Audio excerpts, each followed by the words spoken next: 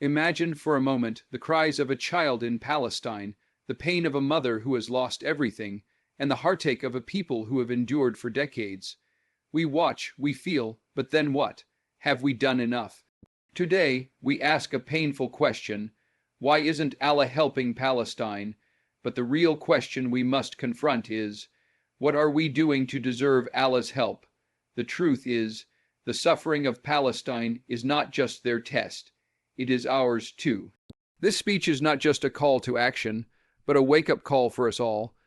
Many Muslims today feel deep confusion and heartache when they see the suffering in Palestine and wonder why Allah isn't stepping in to stop the bloodshed. The assumption here is that divine help should look like immediate intervention, like the skies opening up, enemies being struck down, or a miracle changing everything overnight. But this expectation reveals a misunderstanding of how divine help works. Allah does not operate on our emotional timeline or through the dramatic scenes we imagine. His help is rooted in wisdom, justice, and long-term outcomes. Throughout the Quran, divine assistance is tied to human effort, sincerity, and obedience. The help of Allah never comes arbitrarily. It arrives when a people align themselves with His commands, uphold justice, stand against oppression, and work together with patience and perseverance. This is not to say Allah is absent. His presence is constant, His knowledge is perfect, His justice never sleeps, but He has laws, spiritual and societal laws, just like He has physical ones. Just as you cannot plant a seed and expect fruit in an hour, you cannot disobey Allah, ignore the plight of your brothers and sisters, remain divided, and expect divine victory. What many call waiting for Allah's help is, in reality, an excuse not to act. It's a way to avoid responsibility. When Muslims were weak at Uhud or disunited at Hunain, the help of Allah didn't come until they corrected themselves. The expectation that Allah will help while we remain comfortable, unbothered, and divided is not faith, it's fantasy. Understanding this point is crucial because it shifts the focus from blaming divine delay to confronting our own deficiencies. It forces us to ask not just why isn't Allah helping, but what are we doing to deserve His help? One of the most powerful truths repeated in the Quran is that Allah does not change the condition of a people until they change what is within themselves. This principle, found in Surah Ar-Ra'd, isn't just a spiritual reminder, it's a divine law. Just like gravity governs the physical world, this cause and defect law governs the fate of nations and communities. It means that transformation does not begin with outside forces. It begins from within.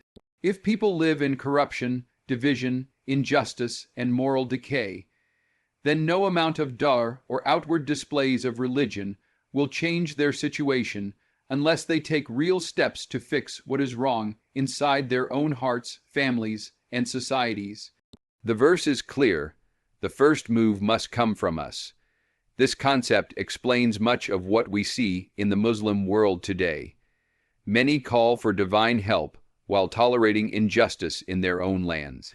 Many speak about freeing Palestine while ignoring the oppression, corruption, or hypocrisy in their own communities. Many cry out for change while refusing to change themselves. The result is stagnation, frustration, and a sense of abandonment that is not due to Allah's absence, but our own failure to act. The companions of the Prophet understood this law deeply. Before they ever saw victories, they were purified through trials. They reformed their character. They learned discipline, unity, and patience. Only then did divine support come, not before. This pattern is consistent throughout Islamic history. The Quran teaches that change is not something we wait for, it's something we work for. And when we meet the conditions, faith, unity, justice, courage, and action, then and only then does Allah's help descend, not as a reaction to our emotions, but as a response to our transformation. One of the greatest obstacles to divine help in the Muslim world today is the deep division within the Ummah. Across nations, cultures, and communities, Muslims are fractured, politically, ideologically, and socially. Instead of being one united body as the Prophet Muhammad described, the Ummah has splintered into competing factions, each prioritizing their own interests, flags, and leaders over the collective good. This division is not just a political problem, it is a spiritual weakness. Islam commands unity as a core value. The Quran warns against splitting into groups and fighting amongst ourselves, stating clearly that it leads to the loss of strength. Yet, despite these warnings, we see Muslim-majority nations fighting each other, undermining one another, and even siding with oppressors when it benefits them economically or politically. The enemies of Islam thrive on this disunity. They know that a divided Ummah cannot stand up for Palestine or any other oppressed group. They don't fear a billion Muslims. They fear a billion Muslims who act like one. Today, that fear doesn't exist because the unity that once defined this Ummah has been replaced with nationalism, sectarianism, and tribalism. Even on a community level, the division is obvious. Muslims debate more about minor differences in prayer than they work together on major issues like injustice, poverty, or occupation. When hearts are divided, when egos lead, and when loyalty to ethnic or political identity outweighs loyalty to Islam, the result is paralysis. There is no momentum, no strategy, no collective strength to stand firm against oppression. The early Muslims were few in number but united in heart, vision, and purpose. That unity brought divine help. Without it, no number of protests does or emotional speeches will bring change. Unity is not a luxury. It is a condition for divine intervention. In the face of the ongoing oppression in Palestine, one of the most haunting realities is not just the brutality of the enemy, but the silence of the Ummah. Millions of Muslims around the world witness the pain, the destruction, the injustice, and yet many remain silent, passive, and emotionally detached. This silence is not just a political failure, it is a spiritual crisis. Islam is a religion of action. It commands the believer to stand up for justice, speak against oppression, and protect the innocent. The Prophet Muhammad said, "Whoever among you sees an evil, let him change it with his hand. If he cannot, then with his tongue. And if he cannot, then with his heart. And that is the weakest of faith." But today, many don't even reach the level of the heart. The suffering of Palestine has become just another headline, another social media post, quickly scrolled past and forgotten. This silence is a choice, and that choice has consequences. When oppression is allowed to continue without resistance, it gains strength. The oppressors become emboldened, not just by their weapons, but by the world's refusal to act. And when Muslims, who claim to follow the final messenger of justice and mercy, do nothing, it weakens their claim to moral leadership. Inaction is not always due to fear, it is often due to comfort. Many Muslims live in safety and prosperity, and are unwilling to disturb that comfort by speaking out, donating, protesting, or organizing. But Islam doesn't allow neutrality in the face of injustice. Silence in these moments is not innocence, it's complicity. It's a message to the oppressed that their pain is not worth the discomfort of others. And in the spiritual realm, that silence can close the doors to divine support. In times of crisis, Muslims around the world turn to dua, raising their hands, shedding tears, begging Allah for relief, for justice, and for victory. This is powerful and it is necessary. Dua is the weapon of the believer, but too often we stop there. We weep, we pray, we post a message of solidarity, and then we return to our normal lives. What's missing is action. Islam teaches that dua must walk hand in hand with effort. The Prophet Muhammad made dua at Badr, raising his hands so high that his cloak fell off his shoulders. But before that, he planned, strategized, trained his companions, and marched into the battlefield. He didn't sit back and wait for a miracle. He acted and then he prayed.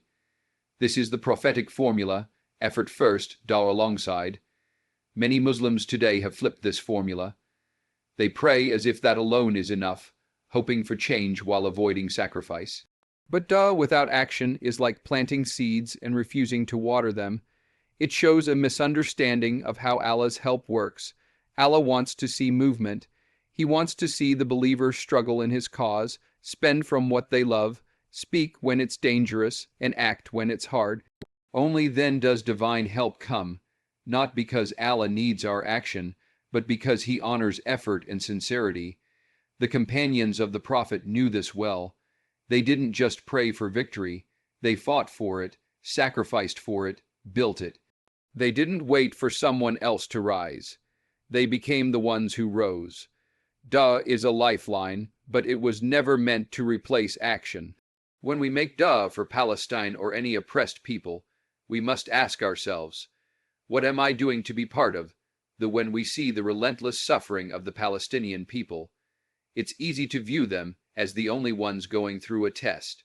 Their homes are destroyed, their children martyred, their lives stripped of security and peace. And yes, they are being tested in the most brutal, visible, and painful ways.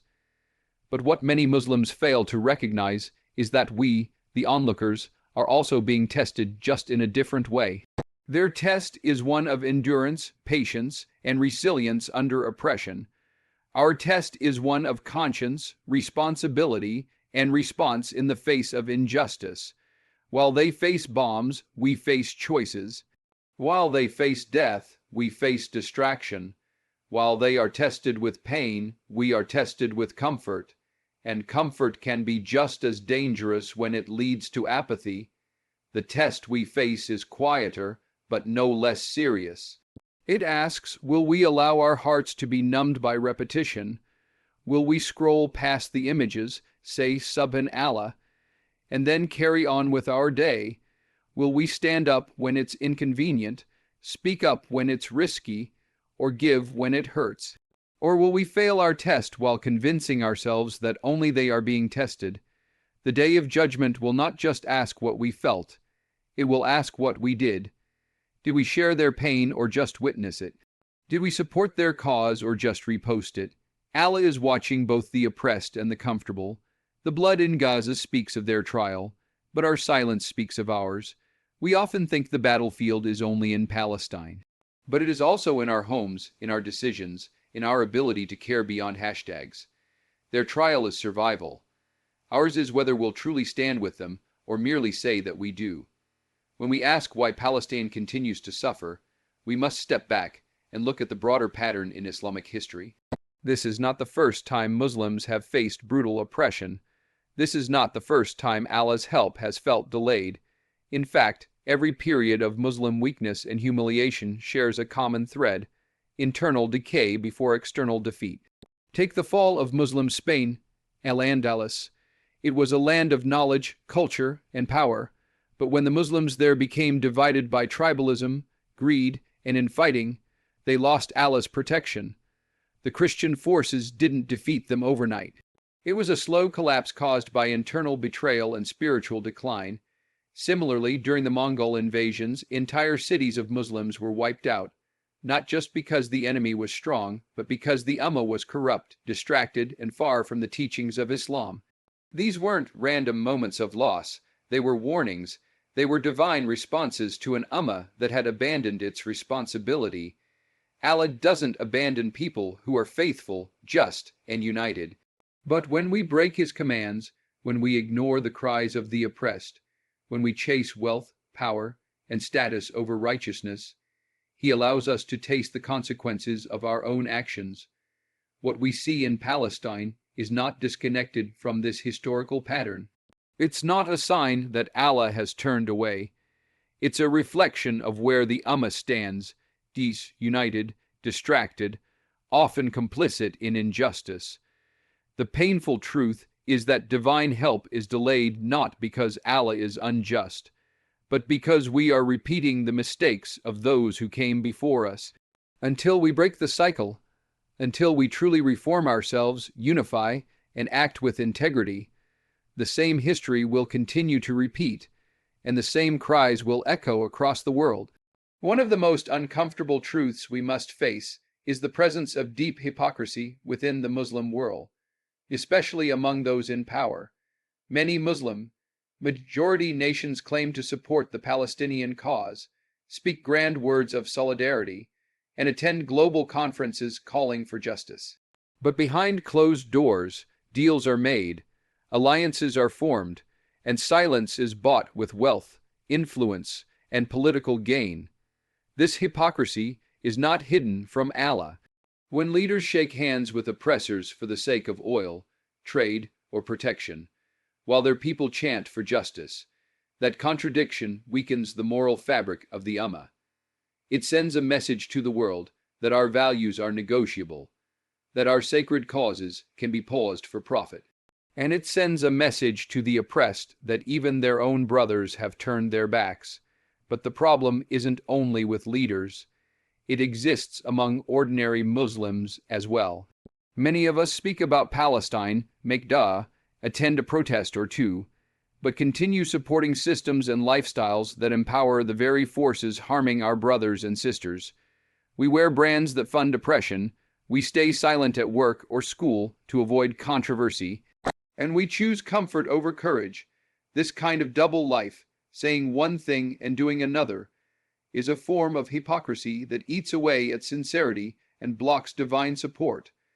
The Quran warns harshly about the hypocrites, not just because of their disbelief, but because of their betrayal. Betrayal of trust, betrayal of values, betrayal of their own people. If we claim to care about Palestine, that care must show in our choices, our economics, our alliances, and our willingness to speak the truth even when it's costly. Anything less turns righteous anger into empty theater, and justice into a slogan, not a mission. One of the painful truths facing the Muslim world today is the overwhelming prioritization of materialism over morality.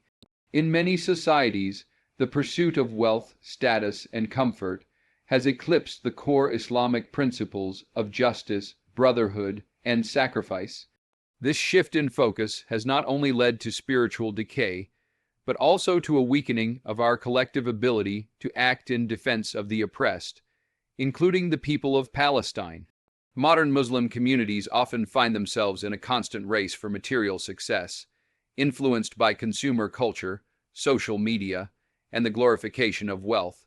The more we accumulate, the more we equate success with having.